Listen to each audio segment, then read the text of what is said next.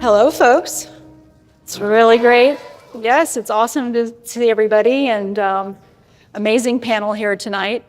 We haven't been together. I was telling folks that, it feels like we're getting ready to start a production meeting or something. Maybe we could have a good time designing something. I'm Shannon Studstill, and I'm going to do a little intro here for myself so you understand sort of who I am and how wonderful and amazing the crew is here. I've had an incredible honor over the course of the last 20 years being part of the God of War journey from the very beginning. And I was one of the original founders of Santa Monica Studio in 1999. And I partnered with Dave Jaffe on that very first God of War. And years later, I was moved into the head of studio role and rode that wave for a while. And I think one of the more, the first 10 years were very standout in terms of building that franchise, and we'll hear from some of the folks here today. But in coming back to the studio, as the head of studio, I found myself at a crossroads in about 2013, where we were faced with the choice of resting the franchise. Like literally, corporate was really enforcing the idea of, not enforcing, but inspiring the idea of us resting God of War for an indefinite period of time. And that choice, I really felt like really needed to live within the walls of the studio. And it was either, kind of venture into new IP and discover that world, or find a new way forward with the team around what God of War could be. And it was a very daunting decision, right?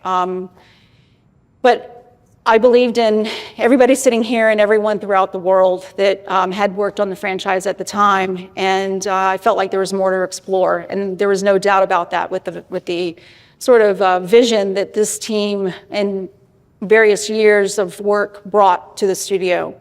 I couldn't be prouder of what this team accomplished in taking the leap forward at that time. And following the 2018 reboot of the franchise, which was a heavy lift for the team, and then of course expanding that vision further with God of War Ragnarok.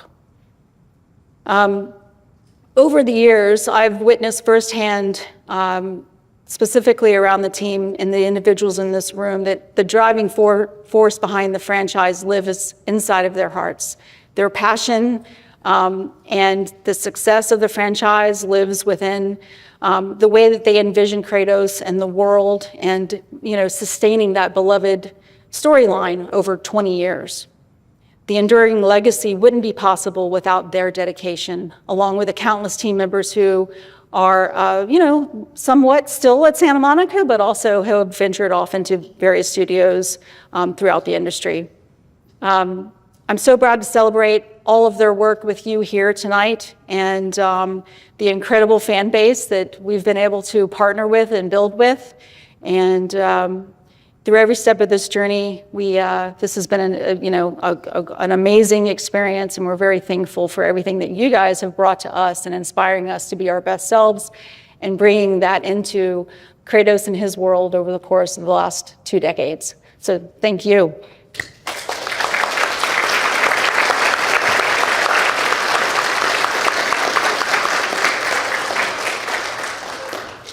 One of the things that I feel like we all prided ourselves on in Santa Monica was, we weren't cookie cutter, right? We were always thinking outside the box. And that was very much true in the way that talent grew within the studio. So I thought we would start with the first question for the group here. Where did you start at Santa Monica? And I think, just looking here at the panel, a lot of folks here started and evolved over the course of many years into different roles. So let's talk a little bit about where we started and where you are today. And even if you aren't at Santa Monica anymore, because we do have a couple folks that have ventured off, how did Santa Monica influence you today? So maybe we start with Mr. Papy with an intro. Hello. So I started in 2003 at Santa Monica as a senior level designer. And then basically did the fight encounters as well as tuning and owning levels and working with the team. From there, I actually left the company for about 15 months and then came back. I think I was the first to start that trend. And then I was there until 2013, and during that time, I moved from senior level designer in combat encounters for God of War 2 to design director for God of War 3, and then finally to game director for Ascension. From there, I moved to Germany, worked at Crytek and then Star Citizen for many, many years, and then finally I'm at Lightspeed as a creative director. So, as Shannon was saying, that the team, like, they strive for excellence. It's basically the other thing is that it embraces people coming at it from different angles. So everybody thinks differently, and I think it's the culmination of all of those ideas coming together. And anybody can have a good idea, and then they'll say, yes, that's great, and then do it. Mr. Raf. Well, this way? Yeah. Yeah, my name is Rafael Grassetti. I think I joined maybe a year after. Yeah, it was right at that transition between, after Ascension, and we were starting, Corey came back to the studio. We were starting the new God of War. So I got a chance to work closely with Corey and Bella Longfish, Jose Cabrera, as one of the lead artists to design Kratos and Atreus and the whole kind of new, cast. And we finished that project, and I worked as an art director with Eric Williams on God of War Ragnarok. And then the last thing that I did was just help put together the DLC, the Valhalla DLC with Bruno and Mihir, those guys, and then ended up leaving for a little bit and over at Naughty Dog, working on Intergalactic. Can I make you talk about your journey and why, just real quick, where you grew up and what Santa Monica meant to you? Well, yeah, thank you. I think people would love to Not hear important, Shen. I grew up in Brazil. I started working with art very young, doing traditional sculpture in Brazil. And then when the industry kind of moves to kind of digital sculpting in the computer, I made that transition to start using ZBrush and making characters. And I got some highlights of my character work in Brazil that made me move to Canada to work at BioWare. And then I kept in contact with Sony when I was in Canada and ended up going to San Diego to work at Sony Visual Service Studios. And, Sony VSG, as we used to call it, did work for Santa Monica. And that's how we make that transition, because they were working on a new project and, it all kind of lined up. But I think, the attention for craft, if that's what you're trying to get me to say, the attention for craft and how the studio approached, the craft, like as you can see on these walls, and with this guy right here, it's always been like a focus, right? Like a kind of something to always target as an artist. So when I got the chance to get into the studio and experience that investment into the craft has been transformative for my own artwork. So, yeah, thank you, Shen. Mr. Cecil. Okay. My name is Cecil Kim. So I used to work at Square. So I worked on Final Fantasy IX for PlayStation 1. So that's 3 years. And then after that, I miss LA. So I joined Santa Monica Studios 2001. That's like less than 20 people. That's before God of War even started. But to me, and then I stayed through about 11 years. I was originally one of the concept guy building the world. Charlie Wen, who's not here, exceptional visionary. He was always next to me. He's designing Kratos. I'm drawing Mountain Olympus. And then God of War 1, 2, 3, and then Ascension. When Todd Papy was director, I left Sony to see my potential and start my own company. But we never left Sony in my heart, because Sony always tried to support my company by outsourcing some weapon designs, and we ended up also making art book for Ascension. Now I'm back to kind of like Sony family. It used to be like that game company. I'm a studio art director, working on new games and also Sky. So to me, when I look back, I think just pure young and youth, humble, because we didn't know, we weren't proven developers back then, and we didn't know how the game is going to be awesome. So I feel like I went through this underdog experience, like small sports team, and slowly won a World Cup or World Series. And I cannot believe how studio actually come up with brand new, like God of War in terms of the combat and everything, and still like reach the top. And I have huge admiration for the studio and Ariel and Shannon and everyone, even Raf. So I'm just honored to be here, to be invited again. Yeah, it's like family to me. Yeah. It is like family. Yeah. So I'm Ariel Lawrence. I started with Santa Monica right after getting out of college in 2003. I was a video editor and a production assistant. So I cut the TGS demo that we showed the first time we showed back when, oh my God, so many years ago, and then worked through production on God of War 1, 2, 3, Ascension, and I was 2 years into 2018, and I had to kind of figure out who I was without the family. So I went on a bit of a walkabout, as some people say. I was at Riot for 5.5 years or so, and I worked as a writer and narrative director there. And then I really missed home. And I came back in 2021 as a writer, but now I'm a game director. So it's been quite a journey on all sides. I just love this team. And I think the bar of excellence is really put in you. And it's something that I've seen everybody who's ever come through Santa Monica carry with them when they go out into the world and make more awesome games. So I'm really, really proud to be part of the family. Hard to top that.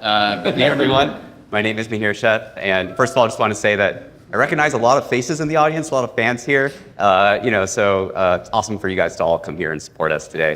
Thank you. Yeah. So brief intro, my story is a little different than some of the people here. When God of War 1 came out in 2005, I was in 9th grade in high school. I actually had Cecil's artwork as my desktop background, not to make you feel too old. But I grew up in Dubai in the Middle East, and I was interested in getting into game development. And God of War was one of the rare titles at that time in God of War 1 and 2 that actually had behind the scenes, right? And I'm sure many of you know that, Ariel helped make them. And I was looking at those videos, and they kind of showed the creative passion of a team that I was like, I don't know how to do this one day, but I really want to do that. Long story short, ended up moved over here to LA, went to college, and then ended up joining the studio in 2012 on a different title. But my first time contributing to a ship game was on Mr. Todd Papy's God of War Ascension, where I joined just for a month, but it was a pretty crazy month. I helped audio implementation, and my first check-in broke the build, and I was at Jeff Major's desk apologizing that I had done that. So fast forward through the years, I've worked predominantly on combat under the legend Jason McDonald that I'm sitting next to for many years, and eventually was helping on lead combat design on God of War Ragnarok, and then worked as co-game director on Valhalla with Bruno Velazquez further down. But yeah, as everyone said, it's been an incredible journey. I think the thing about Santa Monica Studio that really stands out is just the passion for craft and doing right by people. We try to do right by the fans. We try to do right by each other as developers. As you can see, we're all here connected today, even if many of us have kind of moved on in our career journey. Shannon coming back to moderate this is extremely special. And just really quick shout out to Eric Williams, who's there in the back and very quiet about all of this, for kind of helping coordinate all of this.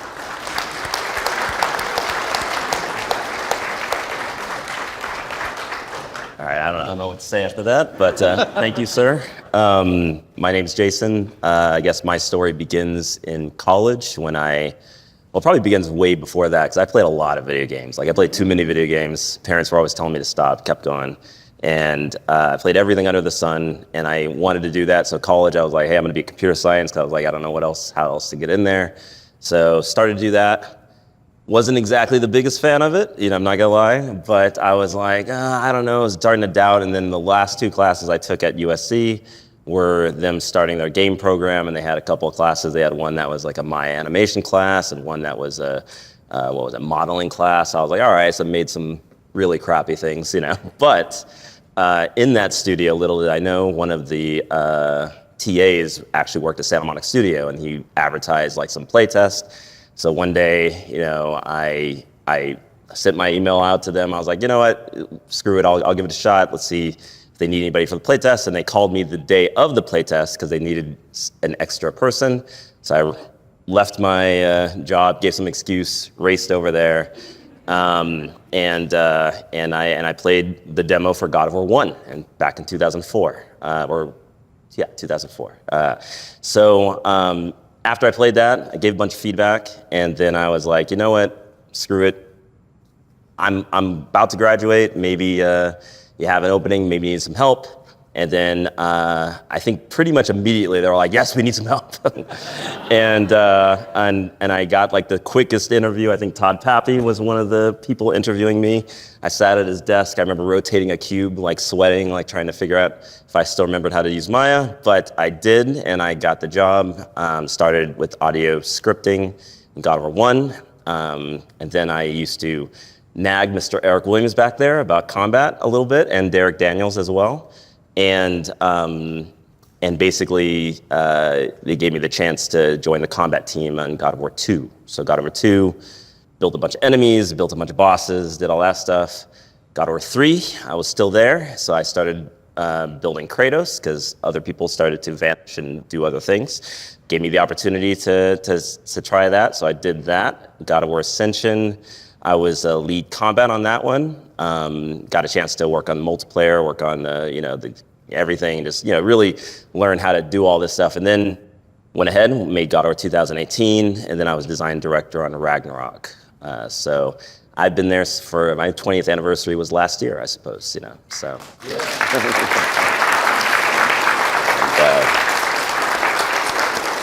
Thank you. I don't regret it. Definitely, it's did a lot of good stuff. I mean, I guess it would be pretty awkward if I did regret it. But yeah, no, we a lot of ups and downs, lots of highs, lots of lows, but many more highs. And I'm definitely thankful for all the people I got to meet and work with during the journey. So yeah, happy to be here and happy to see all the fans as well, because without you guys, we would have stopped making this game long ago. So. I'm Bruno Velazquez. I'm currently a game director at Santa Monica Studio. It's pretty crazy because it all started in 2006 in Shannon's office, actually, when I was being interviewed by her. She was one of the persons that interviewed me when I first joined the studio. So the fact that she's here almost 19 years later, asking me questions again, it's kind of neat, I didn't expect that we would end up here, but yeah, Shannon has been an integral part of making God of War what it is today, of making Santa Monica Studios culture, like she built it. So definitely God of War wouldn't be here without Shannon. So I want to say thanks to Shannon for sure.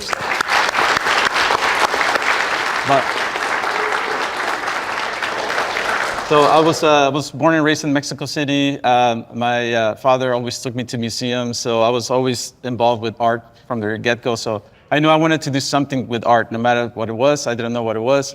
But once I came to the States, I went through a bunch of things of like comic book artists and this and that, and eventually I landed on animation. I went to CalArts to study character animation. And then one day there was a post-it note on a board that said, video game animation internship, no pay. And I said, let's do it. So I went there, I joined this company, and that's where I met Corey Barlog. He was the lead animator. And he took a 3D Studio Max book, put it on my desk and says, just read this and let me know if you have any questions, right? So it was great learning under Corey. And of course, I got to work with folks like Eric Williams there. And a lot of the animators that are currently still at Santa Monica are also, they started there at that small company. Eventually they went off. They all took off to go make a little game called God of War. I stayed behind for a bit. And it was awesome because then I became a God of War fan. When I saw what they made, what the studio created, and I got to play it like you guys experienced it the first time, that's how I became a God of War fan, like you guys. And there was an opportunity for me to go join them and follow them to work on the sequel. And I was like, absolutely. When can I start? And when I arrived there, it was like, well, we have this thing called the 3D demo for E3, and a demo for E3, and it's like in 2 weeks, so get to work, right? So it was trial by fire. And at the time, Mihir, the lead animator on Kratos, and Corey and Eric, they gave me a shot. They said, all right, let's see what you got. Why don't you animate one Kratos special? So I was able to do one Air special, and they liked it enough that made it into the E3 demo. And the rest of it is history because they allowed me to just work on Kratos at the time. So I animated Kratos on God of War 2, 3, and some of it in Ascension. I got a chance to build Kratos with Eric Williams on God of War 2, with Jason McDonald on God of War 3. Got to work with Todd Papy on Ascension. So it was an awesome journey working with all these guys. And eventually, the reboot God of War, the soft reboot God of War 2018, got a chance to work with Corey once again, and then Ragnarok with Eric. So it's been an amazing journey. This franchise is just, I love it. Like I love every day that I go to work, and I'm so happy that there's so many of you here and around the world that still enjoy this franchise after all these years, and I couldn't be happier. So thank you all. Thank you. Oh yes. Yeah, I almost forgot. I got to do a little thing with this guy down here, Mihir, Sheth.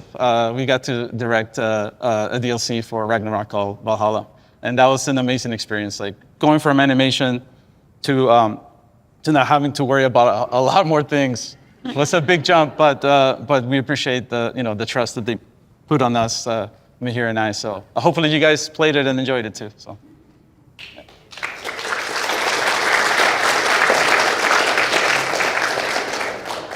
Bruno is speaking about Corey. I don't know how many people know, but Corey started as an animator at Santa Monica, or at a different company, but came into Santa Monica. We were at a very critical point with God of War 1, where we were not able yet to really capture who Kratos needed to be. So Dave Jaffe knew visually what he wanted Kratos to be, but we weren't able to actually be, sort of implement that the way he had envisioned. And we were suffering in an animation way, and so I made this crazy decision. This is like, I don't know, whatever, how many years ago. Not a great decision necessarily in today's world, with the fact that I was like, we're gonna hire 2 lead animators, and one will end up, hopefully, being able to carry the torch of this vision that Dave had. And within days, Barlog had stepped into the role with another lead animator there. We were very desperate, and he was able to nail. I remember Dave coming into my office going, "Barlog's got it." And I was like, "What are you talking about?" And he's like, "Yeah, that guy knows what exactly this character needs to be." And we have the vision implemented behind the sort of the visceral anger that Kratos was embodying. And shortly after that, Barlog was like, "Hey, I've got this guy, Eric Williams, I'd love to bring in and give a shot." And I spent a little bit of time with him, walking him through the game, and he seemed a little bit knowledgeable about the industry and kind of what we were trying to do. So figured, yeah, let's get him in and get a shot too. And he's been an amazing partner, friend, and big, long-time believer in this franchise. One other quick thing that I think is really worth sharing with folks, like there's a tremendous trust that has grown over the course of many years at Santa Monica. And just from my experience outside of the walls of the studio, that's not easy to build. So it's really up to these individuals, and some of the folks that couldn't be here tonight really have set that foundation of how to create. And that creation all begins with being able to throw out ideas and be vulnerable in that. And I just want to inspire everybody here, just be in that space of trust, and really be offering your vision, your ideas in ways that you're going to figure out those folks that you can trust, and you're going to want to build and leverage those creators for the continuation of your journey as a fan, as an artist, an innovator, whatever it is. That trust is really critical, and these folks are, along with another subset of leaders within the studio, have been really foundational for that. With all of that, I gave a little blurb on sort of a memory with Barlog. It would be great to hear any of the moments that you've had that were standout for you at the studio that really set the path forward. I think Todd, probably Jason, in terms of gameplay. Can you speak to a moment that you either felt like, holy shit, this is going to end up on the cutting room floor, or maybe it was a moment of like, wow, I can't believe this worked? Well, I remember tuning the game, and basically we were crunching, and so we were working very late nights, and Dave Jaffe would be hopped up on, I think, Diet Coke and Red Vines, and so he'd be sitting at my desk, and we'd be playing through the game, and he asked me, he's like, or I think I asked him, I'm like, what score would you be happy with from like a Metacritic standpoint? And he's like an 8. And that kind of stuck with me. And then I remember we played it over Christmas, and it would, we had some oh shit moments, like this needs a lot of work still. And then I got married and came back the next week, and we worked like 104 hours. And but we did some very quick polishing, quick tuning, and it turned into the product it was. So like it was just trusting the process and trusting the team to make those right decisions. I just whispered trust again. It's Yeah. trust is so foundational. I mean, it's for us, like, again, it's, I guess all of us have been in the industry, so like games come and go. It's the team, it's the culture of the company and everything like that. So, like that's what I always look for. Jason, Mihir, you got any of the memories? Why not? The thing I remember a lot, probably because I'm staring at Eric's face over there this entire time, is that when I was hired as a combat designer, I would play the combat designers in mini fighting games, and I would lose almost every single time. I thought I was good. I played a lot of fighting games, Street Fighters, Tekken, all of them, you know, but I would come and get my ass handed to me repeatedly over and over and over again. But while I was doing that, it's like I was, you know, taking my revenge out, making my boss fights and stuff like that. And I remember the very first boss fight that I took to a playtest was the big Medusa that was in God of War 2. And we went into the testing room. You know, I was like, okay, my boss is going to be playtested. They had TVs that showed like players' faces and playing.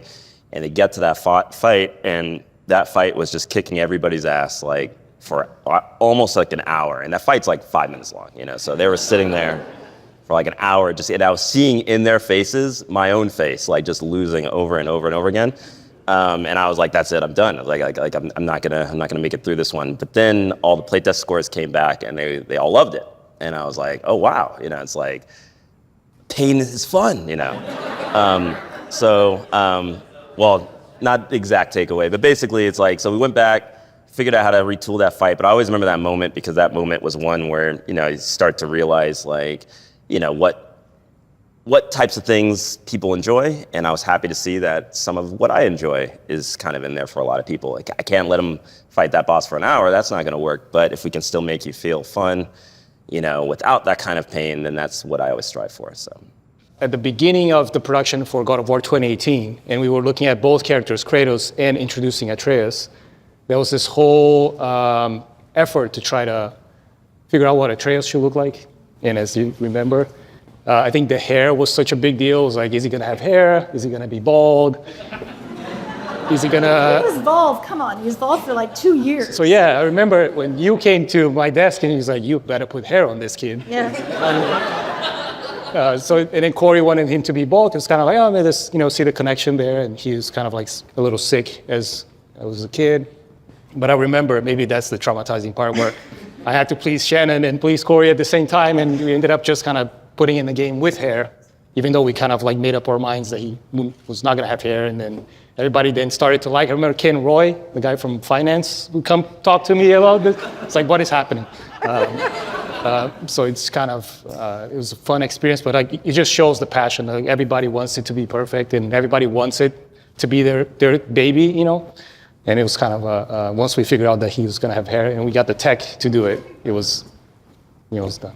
You know, we didn't know what God of War, the first one, would do. We were working on it so hard that when it finally released, we were like, oh, wow, everybody loves it. And then the company came around and was like, okay, you're going to make the second one, and you're going to do it in half the time, and it's going to be twice as long with more bosses and enemies. And all of us were like, okay. And we did it. And I don't remember a lot of sleep those years. But I think just like the team working together in the middle of the night and changing things, and just the commitment of like, we did it once, can we do it again? And I think that push, that drive happens every time. I've seen a lot of God of Wars come, and the rally at the end. I think close is probably one of my favorite times. It's crazy sauce, and a lot of midnight ice cream, and a lot of yelling and controllers and all sorts of things. But I think that's where the magic happens.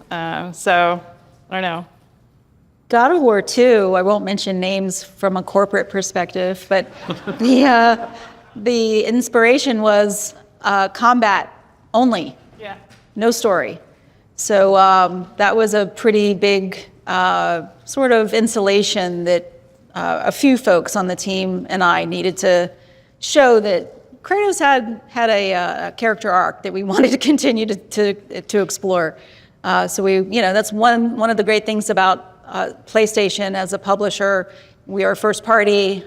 They really did trust the development team a lot. So we were able to show the value of it, and we were given the opportunity to continue the legacy, and obviously for many years to come. Do you have anything, Bruno? I miss E3, to be honest. I miss E3 because E3 created so many incredible memories for all of us throughout the years. Because, okay, I miss it and I don't miss it at the same time. Because we had to create these demos that would take a lot of additional time and work just for that one day, right? Mm-hmm. For those couple of days that you had to show it off. But at the same time, it was such a rally point for the team. Like, we would all come together and be like, we have no option but to have this thing done for E3 because people are gonna play it, people are gonna see it, people are gonna react to it, right? But at the same time, it was fun to see.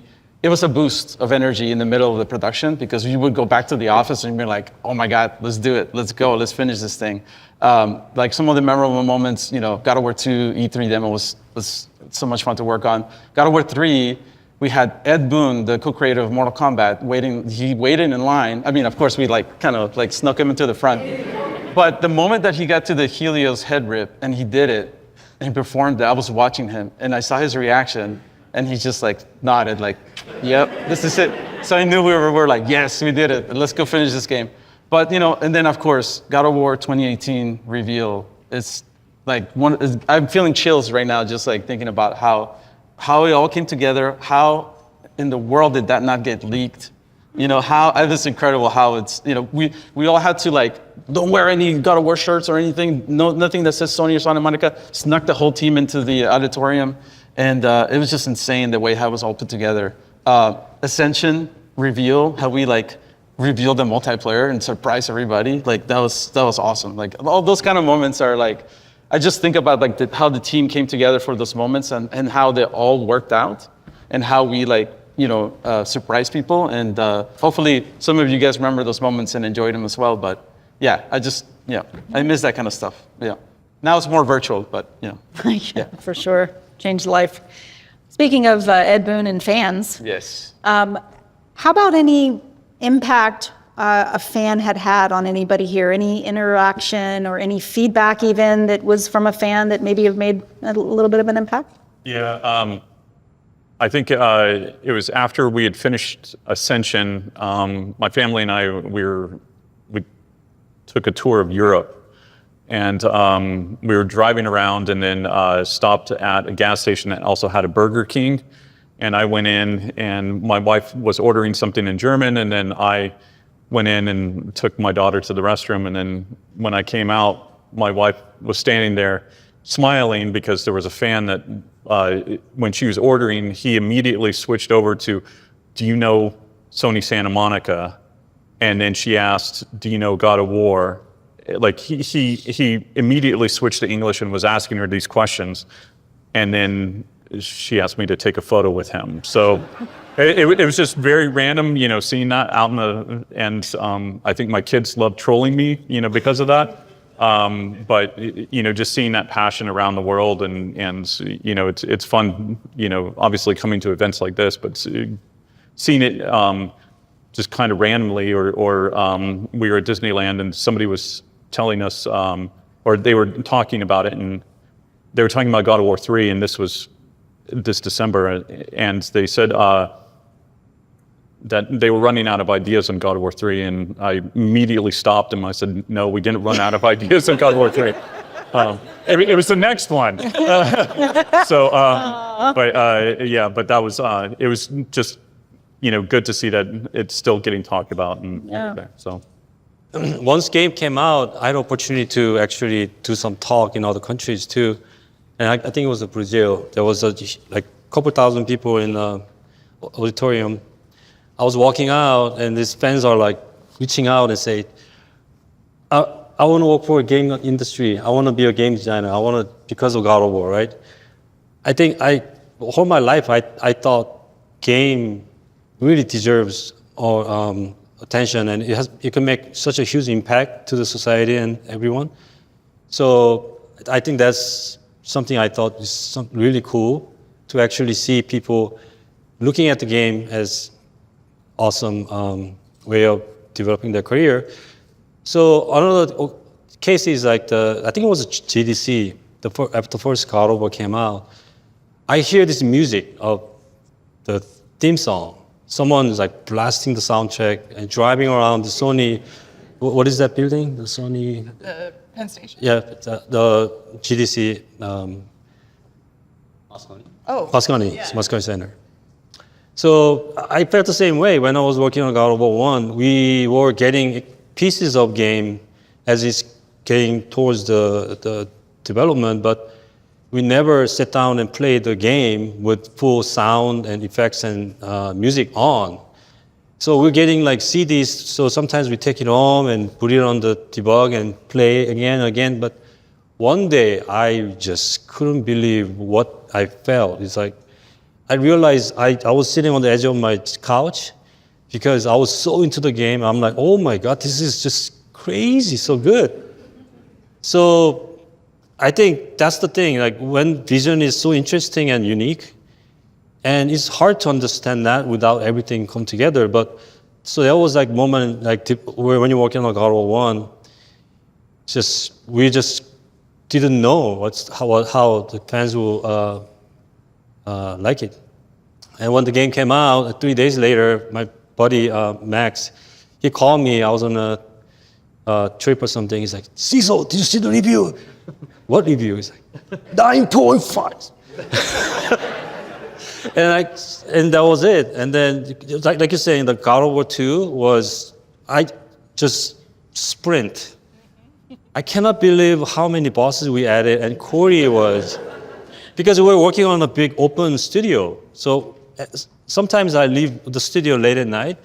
I always see like Corey is talking to Jeffy, like figuring out this Minato boss combat, and Eric and Derek is like coming to me about new boss idea for God of War 2. It's just flashback is just so many flashbacks that I have. It's amazing. If you look online on different forums and things like that, there's like Reset Era, NeoGAF, right? All these places that gamers come and talk about things, and we're reading all of that, right? As developers, we're deep in there. We're like on page 37, reading what But early on in God of War 20, what would become God of War 2018, I can't remember. It might have been 2014 or 2015. But some absolute legend predicted that like it would be like they're gonna turn Kratos old and give him a beard and give him an axe, and we're like, how the heck does this guy like who is this? Because no one was close into like predicting anything. But this one guy like said it with confidence too, just like one line, dropped it in there. So if you're out there, then like this fan is a legend. But I always thought about that later. I was like, man. It was Corey Order. Yeah, it was actually Corey. Yeah. My daughters are both playing games and stuff, and my oldest one just turned 13, and I loaded the PC version of Ragnarok on her Steam Deck, and I left it there for a little while, and she finally was finishing something else, and she started playing it, and she started on a Thursday night, and she finished come Sunday, and she was like, wow, and she's a little annoyed about the PSN login, but I said, sweetie, so are all we. So, but I remember telling Eric Williams, and he was so proud. He was beaming. And I think right now, everybody's God of War is everybody has a first God of War, I think, coming into the franchise. And so it's really been awesome to see kind of like as we kind of collect new fans and they go back to old games and, it brings up memories for us and, what's to come in the future. It's very exciting.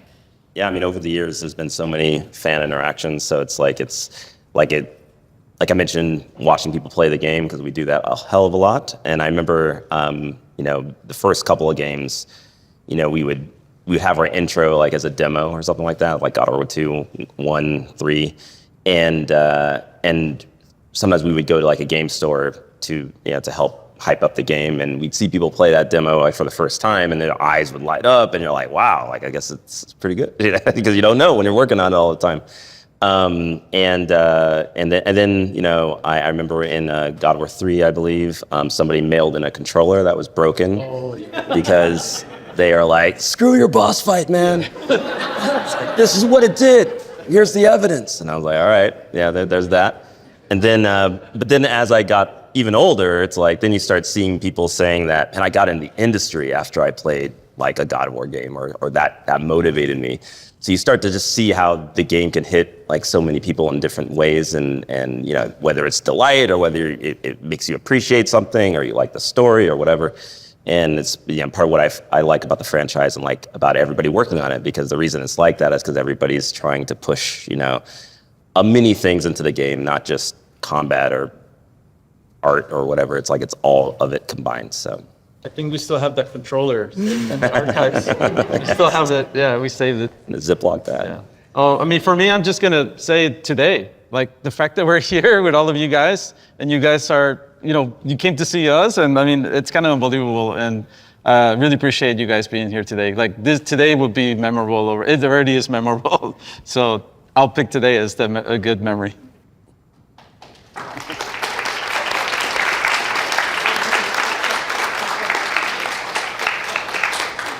One of the things that is hard to really grasp is how broad the fan base is, right? We live in America and this is kind of where our roots are. But about a year ago, I was in Saudi Arabia and I was moderating a panel with His Royal Highness, which is a king there. And we were talking about the game industry and all the good things. And at the end, and of course, these royals walk the hallways and they've got people all around, and right, it's a big deal. And this was a pretty high-ranking Royal Highness was getting behind esports in Saudi Arabia and really looking to build that part of the industry. And after the panel, I was in the back, kind of mingling, just trying to breathe a little bit.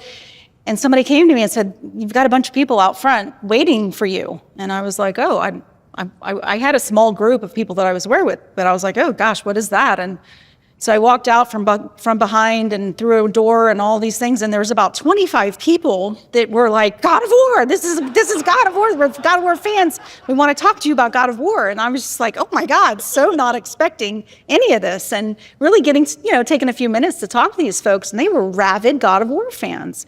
It was great. It was just a moment of like, wow, we have collectively, as an amazing group of creatives, touched a far-reaching parts of this world, which I didn't really realize prior to that moment in time. It's really, really special feeling. If you look on like Twitch or if you look on YouTube, obviously you're gonna have the big influencers, people playing video games, right? All that stuff, getting all the views, and of course we watch a lot of that. But actually one of the things that I do personally is I sort by like views in the opposite way. I like seeing people that are streaming they're just playing the game by themselves, or there's only have an audience of like one or two, because they're not playing for an audience. They're playing because of the game, right? And so I'm often like creeping in there, like they don't know that like a dev is in there. I guarantee you other devs in the industry do this. Like this is a common thing, because you don't know if your game is really, really good. Like if press says it's good, okay, that's one thing. If an influencer says it's good, that's one thing. But until you get someone who's just playing for the sake of playing, not to impress anyone else, not to, pull an ad revenue from somewhere, but someone that's just playing the game for its own sake, that's when you really learn if the game is good. And for my memory, like God of War 2018, I know Vincent Napoli's in the crowd as well, but I know he was doing this too. Like just when the game launched, of just seeing people play the game and their honest reaction playing the game, and especially like working on combat for so long, see people just smile, like they can't stop smiling as they beat the crap out of a Draugr, right? Over and over again. That's earned. And that's a very different feeling. Like, don't get me wrong, it's wonderful to get awards and these amazing reviews, and it really does matter, but nothing quite touches the honesty of just someone that paid their hard-earned cash to buy the game, sit down, have a great time. I mean, that's why we do this. So, yeah, just want to let you know, if ever you're playing by yourself or streaming or something, and there's one person watching, could be a dev. No pressure. But I think that's always been ingrained in the studio culture, because I remember Todd Papy saying, is little Timmy in Iowa getting his money's worth for this? Is it the bang for the buck, right? Like, and so it was, how much more can we put in the game? How much more, how many more enemies? Where's another fight? How long can it be? Like, squeezing every last moment we possibly could to surprise and delight as we could, but.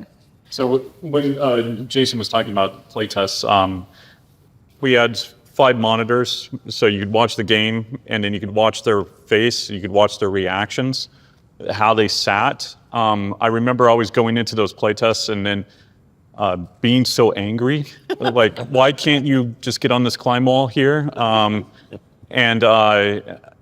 at the end of the day, you'd go home, probably have a beer or whiskey and relax, and then you come in the next day and it's like, they were right. And we have to fix it. And so, like, those play tests and everything like that were so invaluable to us. And I, even to that day, like at other companies, it would be like, how do you play test? How do you do this? Because of the stuff that we learned, or that I learned at Sony, and kind of the honoring the people that are going through and playing it and making sure that you're doing the best that you possibly can.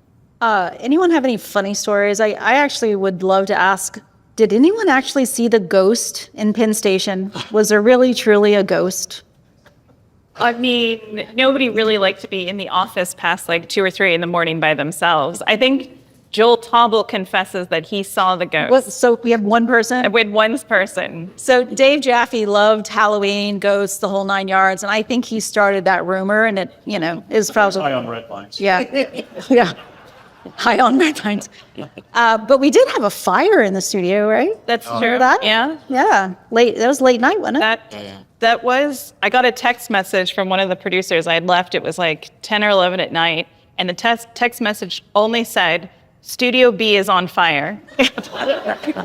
and my now husband was like, should you go back? And I was like, well, it'll either be there or it won't in the morning. And then I went back, and there was a small electrical fire in one of the bathrooms, and it had made some smoke, but the fire department was called, and we were closing, and I think Steve Caterson, who's the producer at the time, was trying to get everybody out of the building because the fire department said, you have to evacuate, we have to clear the building.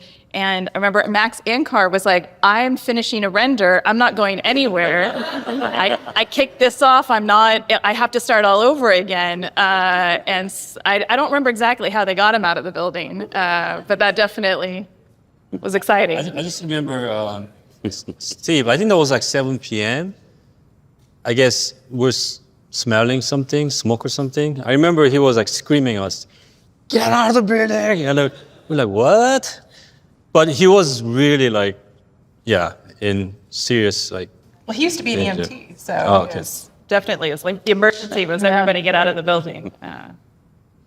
But didn't really develop any further. Fire wasn't. No, we were okay. We did experience a lot of brownouts, though. Rolling brownouts, and then everybody had to eat the ice cream in the freezer and drink the beer. Yeah. Because it would go bad, obviously. It's just a stressful time because you have to save your fire like every 2 seconds to like save. Is the power gonna go out? It was stressful. Stressful story about E3 2016. No stress at all, Shannon, right? But that was, obviously the live demo with Cory Barlog up there, and there's a reason why you don't see a lot of live demos from games getting announced, because it's hard as hell and a lot of stuff can go wrong in development. And actually in that demo, there was a known way that you can crash the game. So it actually had to do, if you remember, there's a moment where you're on the ice and you're fighting the troll, and the way the troll looks at you, there's a certain angle, there's a certain time where the whole game can just crash from that. Now, Corey practiced playing a lot, but we didn't have like a ton of confidence that Corey was gonna play it like amazingly. Like he did a really good job. It was awesome. But on the combat side, we're like, remember to hit your marks. You're supposed to be here. You're supposed to look here. And so in the audience, I remember sitting with Jeet next to me, and we both were like, please don't trigger the crash. Please don't trigger the crash. And it all worked out, and it's great. But man, that was stressful. Glad we don't have to do that again. Yeah, oh yeah. I think the thing with that one was that I think we opened up the presentation, right? So because we didn't know when the game was going to be showed, because they didn't really tell all of us. So we were just sitting in the audience, and then it was right there, like, oh no, Corey, please, you know. So And everyone's excited. We're just like there, like this, like please, please. What was the thing where we had some stuff in the PlayStation experience? Remember that PlayStation experience where fans would come? That was cool. We had something on display that actually we forgot had a major spoiler for 2018 on it, and then like we were like, wait a second, and then no one saw it. I think it just like revealed the name of someone. I forget what it was. Do you guys remember anything of that? about that. But anyway, remember, like no one caught it. Like everyone could have seen it, could have found out like a major spoiler of the story, and like luckily no one found out. But it's like right there, out on the open. It's like our worst nightmare. But hopefully, the good thing it didn't happen. No one caught onto it. Yeah. Collaboration's been huge for this franchise in terms of cross-discipline, with marketing, PR. Any great stories there that we can share with folks on how we were able to unite with someone else and really nail something? Well, I mean, just with Raph, on 2018, you were like at my desk like every single night, like talking with me and Vince on developing the combat and all of that. And, Raph's making amazing art and we're working on combat, but that's part of the reason that the game comes together is you get this kind of amazing collaboration with different people from different disciplines. And like, he was like, oh, where's the sauce? Like, where are you gonna do something cool over here? What kind of juggles can you do? And you need people like that on the team that are super invested, not just in their own work, but in the work of other partners. And it was like, the game got to where it needed to get in large part because of things like that. So I guess, Eric and Corey probably deal with it now, but with Stig and Corey and Dave and myself, we had to be the stewards of the franchise and deal with marketing. And I remember marketing sending us God of War underwear. I think and so you got to look through it and you got to say, oh, well, God of War pencils or God of War, packet or something like this. And it's like, no, this doesn't work with the franchise. But you always have to, kind of look at it and go, okay, is this something that the studio, would be proud of and back? So it was always, we had to filter a lot, but dealing with the marketing team that I dealt with for Ascension, as well as God of War 3, and then I was able to go to Greece and represent God of War 2, and be out there when they cut off the goat head and other stuff, and so it's Real story. Oh yeah, and they had also mentioned that they were going to slaughter pigs and do that, and it was like, no, I'm glad they didn't do that, but it was a great, I still have all the Slurpee cups. Exactly, yeah, but and then I think for us, Bruno mentioned Ed Boon, but like as a child, I played Mortal Kombat 2 like crazy, and so he was a major influence on me. And then meeting him with God of War 3, and then working with him on the Kratos in basically the Mortal Kombat there, like that to me was a career highlight. And I think for a couple other people, meeting Kojima and other stuff was. Stan Lee, he came to the studio as well. Yeah. During God of War 3, that was awesome. Let's go through the table here and talk a little bit about what is called the Pantheon Pummel. Sorry, the what? The Pantheon Pummel.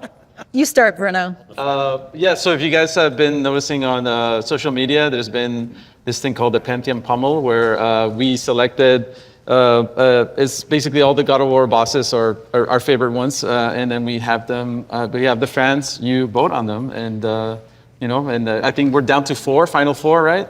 We have father and son battles on each side, which is pretty epic. And police, I mean, I'm rooting for Zeus personally, but we'll see what happens. Yeah. Who thinks who will win? It's Thor versus. I think it's Zeus versus Kronos on one side, Yeah. and then it's Thor versus Odin. Odin on the other. I think Thor is going to come out on top. You think Thor? Thor, nice. All? Since I'm a level designer, I got to go with Kronos. Kronos, nice. I feel like the only reason Odin killed. Sorry, spoilers. Odin killed Thor is because he caught him like off surprise, but I think Thor will kick his ass, and I do think Zeus would win versus Kronos, and then it's the Thunder fight. I feel like Zeus might take that, but I don't know. Oh, Thor's got the mass. And maybe Thor will take it, but Zeus is an old man. I will go with Zeus. We actually wanted to get Jason McDonald as one of the bosses in there, but he would have cleaned house, so we just said it's unfair, so we took him out. Yeah. Not fair. But I'm going Thor. I think Odin's gonna do it, but I want Thor. It's gonna be Zeus hands down. You can see what lunch conversations are like, right? Oh yeah, yeah. So I'd like all of us to stand and thank this group of people who have been with us for many, many years. Thank you.